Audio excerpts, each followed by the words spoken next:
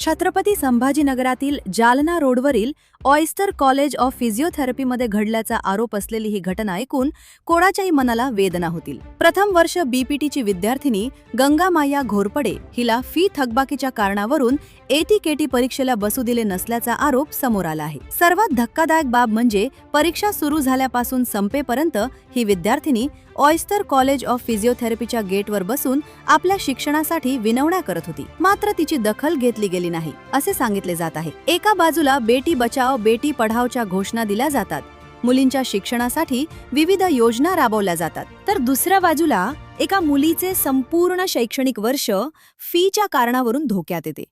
ही अत्यंत गंभीर बाब आहे। जर हे आरोप सत्य असतील तर हा केवळ एका विद्यार्थिनीवरील अन्याय नसून शिक्षणाच्या अधिकारावर झालेला आघात आहे। या प्रकरणाची सखोली चौकशी करून संबंधितांवर कठोर कारवाई व्हावी आणि विद्यार्थिनीला न्याय मिळावा अशी सर्व स्तरातून मागणी होत आहे।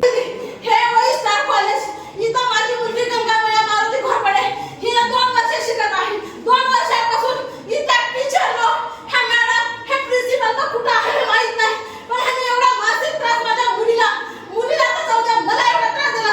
आज 2 तास झाले मी बसले आणि हे सर आणि दुसऱ्या 2 मॅडम एका रूम मध्ये जाऊन गप्पा मारायला आम्हाला माझ्या मुलीचा हॉल तिकीट पाहिजे।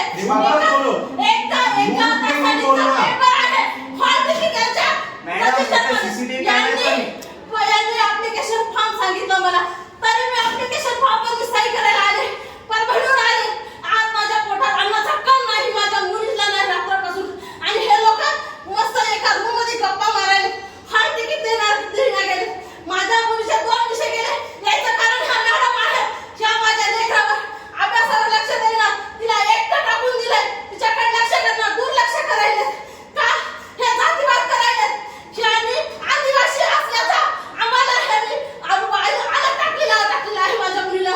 माझी मुलगी एकटी आदिवासी शिकत आहे, मी आदिवासी भावाला बहिणीला आणि लेकरांना मुलीला सगळ्यांना सांगते या कॉलेजला माझं आणि माझ्या मुलीचं जर काही झालं हे फक्त हे कॉलेज जिम्मेदार राहणार आणि मग याला जिम्मेदार शहर सरकार प्रशासन झाला, कारण माझ्या मुलीचं हायकोर्टामध्ये अपील असताना सुद्धा हे लोक माझ्या लेकराचं हॉल तिकीट देत नाही। कशामुळे देणार हे मला यांच्याकडून मागायचं आहे। आज जर नाही दिलं मी आत्मदहन करणार आहे।